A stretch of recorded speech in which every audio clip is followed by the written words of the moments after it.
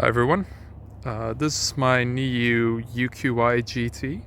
I've had it for almost 1.5 years now, and today I'm going to give you my honest review, since there isn't much online about this moped, so I thought it would be kind of helpful to share my honest review. So far I've ridden about 6,000 kilometers. So I could show the odometer here. Yep, so about 6,000, which is 3,700 miles, that kind of mileage. And it's a solid amount of time to get to know the scooter and see how well it holds up over time.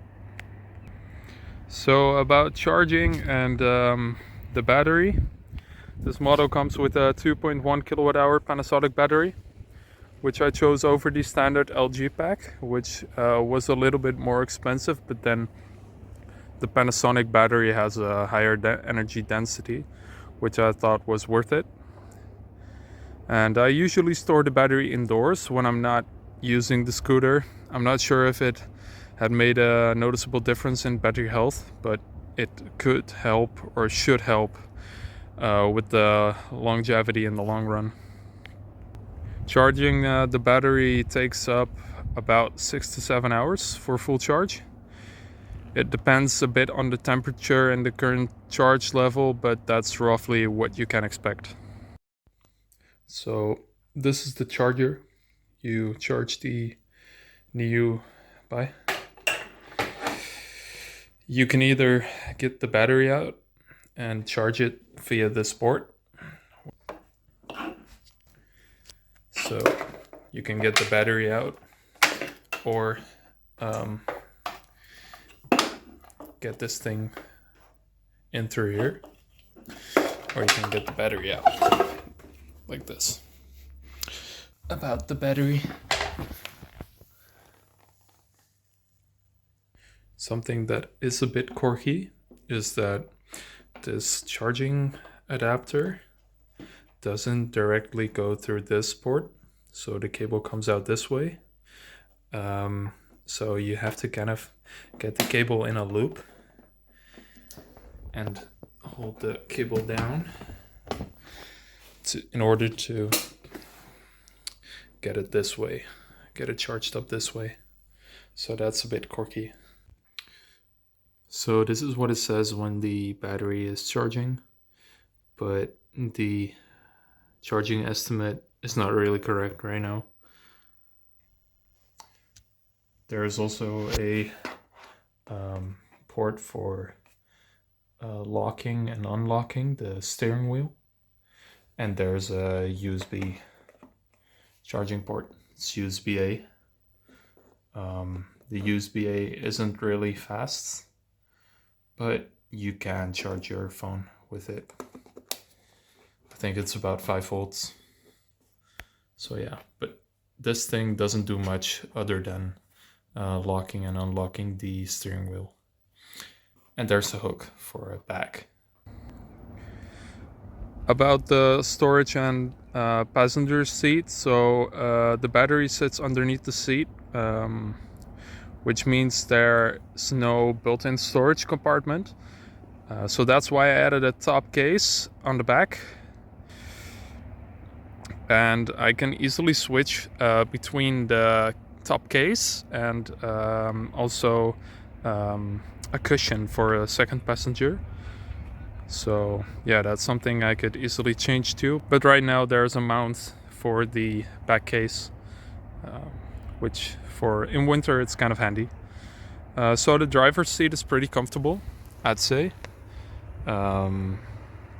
Yeah. And the second seat, which I can mount on, is fine if you want to take someone with you. So about the ride quality and the performance, the acceleration is decent, but I did expect it to be a bit stronger.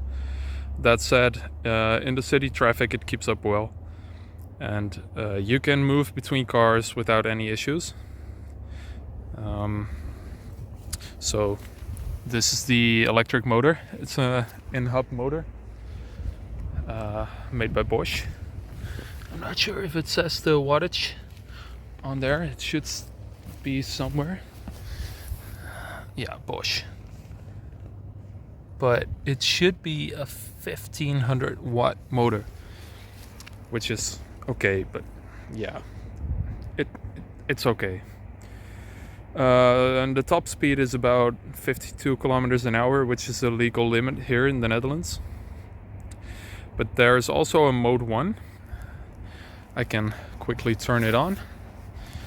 Set shut off by itself. So there it goes. See, there's also a level 1, mode 1, which limits the speed to the top speed to 25 kilometers an hour. But usually it's on mode 2. I rarely ever use the mode 1. On country roads, the ride is quite relaxed. One of my favorite features is the cruise control. It's right here. The ride quality is generally good. It's a lightweight scooter. For its size, it's handling well. However, I do find it to be a bit stiff on cobble roads, and obviously the large tires help with the comfort, but I wouldn't mind a slightly softer suspension. But it's fine for what it is. I haven't had any problems with the handling. Cornering feels stable, and I could almost say it kind of rides like an e-bike. That's because most of the weight is above the wheels where the driver sits and where the battery is placed. So yeah. For comparison, the other electric scooters, for example the NIU NQi or the Segway models, they have their batteries in the floor, like right here, which give them just a null different feel. So there's an app which I can show you guys. The app lets you check the scooter's location. It lets you see the charge level, the track efficiency and the past routes you took, and the alarm notifications, because it can show you the alarm notifications. Surprisingly though, you can't unlock the scooter with your phone, which I thought would be a nice feature, but maybe the newer models have it, but mine doesn't. Okay, so let's check the display, which I've shown you a couple of times now, but so it tells you the time, the state of charge, the odometer, the mode you're on, the speed you're going, and it also shows you the cellular connection and the GPS connection. The light and visibility at night, the scooter performs well. The front light is bright enough, and even the high beams, which you can turn on by this toggle, they're pretty strong. You can easily blind oncoming traffic. This is the rear light. Yep. And the blinkers are pretty strong too.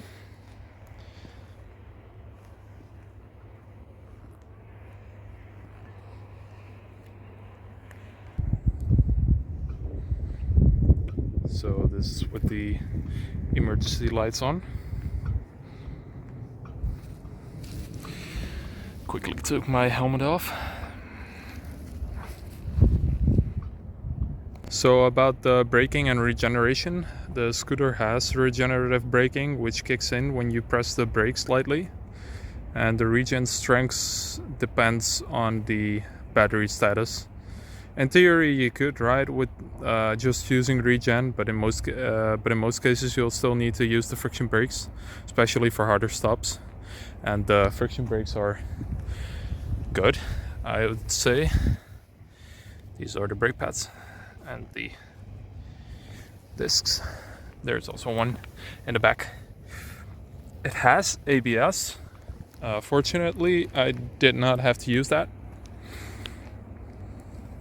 And then the build quality and durability. I haven't had any problems so far with the build quality.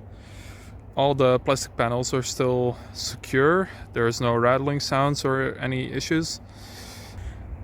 Riding in the rain is no problem really. I also haven't found any water leaks in the lights or anywhere, so that's good. Riding in the rain is no problem.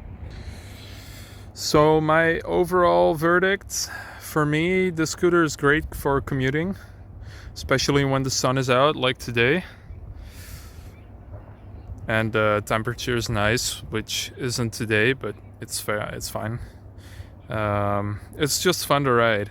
As I said, it feels like an electric bike, and I use it as such. So it's great for commuting or taking it out for a spin through the area, because it's quite easy for that. Not to mention, it's super affordable and way more sustainable than taking a car everywhere. And for rides that are too long by bike, this is a perfect in-between solution. So I would definitely recommend buying this scooter. But honestly, all of the NIU products seem like solid. I've had the chance to ride multiple, and also the NQi XQi3, which was on a whole different level, but yeah, they're solid. So the range is about 70 kilometers, but it depends on the weather. For example, it's kind of windy now, so, and also cold, so I expect to get about 70, maybe 60 kilometers of range, but in summer it can get up to like 90 kilometers on a full charge, which is really great, and it's enough for me. So yeah, this was my review about the NIU UQi GT. Let me show you the badge. Yep.